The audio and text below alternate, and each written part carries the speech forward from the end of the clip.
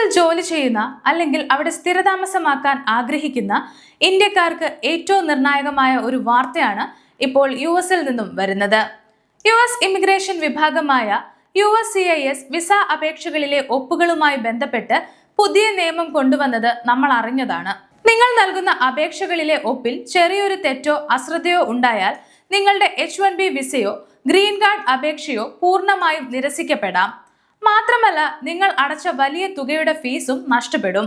ഈ നിയമം പ്രതികൂലമായി ബാധിക്കുന്നത് ഇന്ത്യൻ തൊഴിലാളികളെയും ഗ്രീൻ കാർഡ് ഉടമകളെയുമാണ് എന്നാണ് ലെ ഇമിഗ്രേഷൻ വിദഗ്ധർ പറയുന്നത്. 2026 ജൂലൈ 10 മുതൽ പ്രാബല്യത്തിൽ വരാൻ പോകുന്ന ഈ ഇൻട്രീം ഫൈനൽ റൂൾ എന്താണെന്നും ഇത് ഇന്ത്യക്കാരെ എങ്ങനെയാണ് ബാധിക്കുന്നത് എന്നുമാണ് ഇന്ന് നമ്മൾ നോക്കുന്നത്.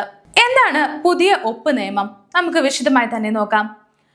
Department of homeland security 2026 May 11 signature on immigration benefit request എന്ന വിഷയത്തിൽ ഈ പുതിയ നിയമം പ്രസിദ്ധീകരിച്ചിരിക്കുന്നത്.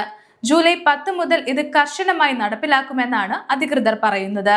മുമ്പ് വിസ അപേക്ഷകളിൽ ഒപ്പ് വ്യക്തമല്ലെങ്കിലോ ഡിജിറ്റൽ ഒപ്പുകളിൽ എന്തെങ്കിലും പ്രശ്നമുണ്ടെങ്കിലോ അപേക്ഷ ആദ്യം തന്നെ തിരിച്ചറിയുകയും അല്ലെങ്കിൽ പിന്നീട് അത് തിരുത്താൻ റിക്വസ്റ്റ് ഫോർ എവിഡൻസ് നൽകുകയോ ചെയ്യാൻ സാധ്യമായിരുന്നു. എന്നാൽ പുതിയ നിയമപ്രകാരം വിദേശികൾക്ക് അപേക്ഷ പ്രോസസ്സിംഗിനായി സ്വീകരിച്ച ശേഷം എപ്പോഴെങ്കിലും ഒപ്പിൽ എന്തെങ്കിലും തകരാറുകൾ കണ്ടെത്തിയാൽ അത് തിരുത്താൻ രണ്ടാമതൊരു അവസരം ലഭിക്കില്ല. ഇമിഗ്രേഷൻ ഓഫീസർക്ക് ആ അപേക്ഷ നേരിട്ട് നിരസിക്കാൻ പൂർണ്ണമായും അധികാരമുണ്ടായിരിക്കും. അടുത്തത് ഏതു തരം ഒപ്പുകളാണ് സ്വീകരിക്കുന്നതെന്നും ഏതെല്ലാമാണ് നിരോധിച്ചതെന്നും നോക്കാം. പല IT കമ്പനികളും വക്കീലുമാരും അപേക്ഷകൾ വേഗത്തിലാക്കാൻ ഡിജിറ്റൽ ഒപ്പുകളോ അല്ലെങ്കിൽ ഒപ്പിന്റെ പടം കോപ്പി പേസ്റ്റ് ചെയ്യുകയാണ് സാധാരണ ചെയ്യാറുള്ളത്. എന്നാൽ ഇനി മുതൽ അങ്ങനെ ചെയ്യാൻ സാധിക്കില്ല. ഡോക്യുസൈൻ പോലെയുള്ള ജനപ്രിയ സോഫ്റ്റ്വെയറുകൾ ഉപയോഗിച്ചുള്ള ഡിജിറ്റൽ ഒപ്പുകൾ, ഒപ്പിന്റെ ചിത്രം കോപ്പി പേസ്റ്റ് ചെയ്യുന്നത്, ഒപ്പ് സ്റ്റാമ്പുകൾ എന്നിവ പൂർണ്ണമായും നിരോധിച്ചു. വക്കീലന്മാരോ കുടുംബാംഗങ്ങളോ അപേക്ഷകന് പകരം ഒപ്പിടാനും പാടില്ല.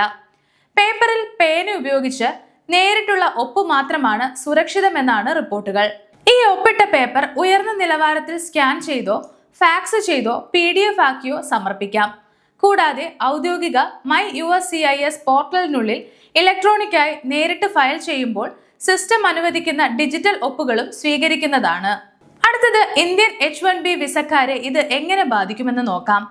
അമേരിക്കയിലെ ഇന്ത്യൻ IT ജീവനക്കാരെയാണ് ഈ നിയമം ഏറ്റവും കൂടുതൽ പ്രതിസന്ധിയിലാക്കാൻ പോകുന്നത് എന്നാണ് റിപ്പോർട്ടുകൾ.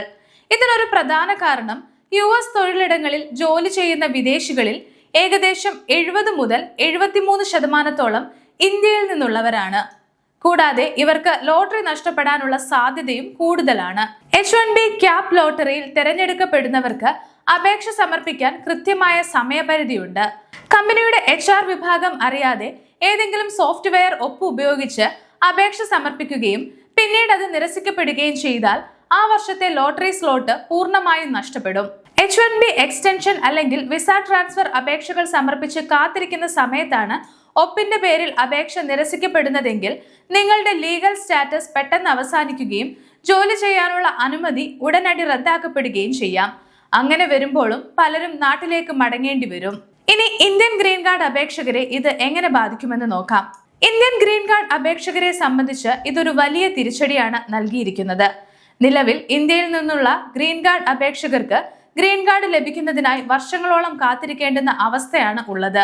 ഈ നിയമം കൂടി വന്നാൽ കാത്തിരിപ്പ് ഇനിയും മുന്നോട്ട് നീളുമെന്നാണ് വിദഗ്ധർ പറയുന്നത്.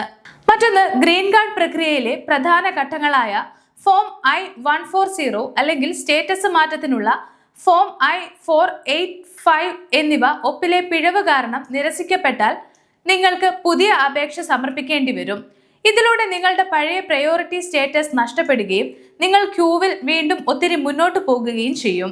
ഒരു പുതിയ അപേക്ഷ സമർപ്പിക്കുമ്പോൾ കമ്പനികൾക്കും വ്യക്തികൾക്കും ആയിരക്കണക്കിന് ഡോളർ വീണ്ടും ഫീസ് ഇനത്തിൽ ചെലവാകും. കാരണം നിരസിക്കപ്പെട്ട അപേക്ഷകളുടെ ഫീസ് USCIS തിരികെ നൽകില്ല.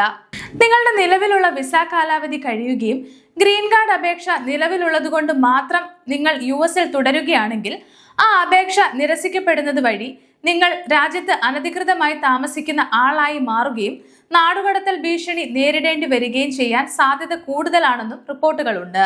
മറ്റു തടസ്സങ്ങളൊന്നും തന്നെ ഇല്ലെങ്കിൽ ജൂലൈ 10 മുതൽ ഇത് നിലവിൽ വരും എന്ന് തന്നെയാണ് റിപ്പോർട്ടുകൾ. അതുകൊണ്ട് തന്നെ US-ലേക്ക് അയക്കുന്ന എല്ലാ ഇമിഗ്രേഷൻ അപേക്ഷകളിലും അതീവ ശ്രദ്ധ പുലർത്തുക. നിങ്ങളുടെ അറ്റോർണിയോടോ സ്പോൺസറോടോ ഡിജിറ്റൽ ഒപ്പുകൾ പൂർണ്ണമായും ഒഴിവാക്കാൻ ആവശ്യപ്പെടുക. ഫോം പ്രിന്റ് ചെയ്ത് സ്വന്തം പേന കൊണ്ട് ഒപ്പിട്ട് അത് സ്കാൻ ചെയ്ത് മാത്രം അപേക്ഷിക്കുക.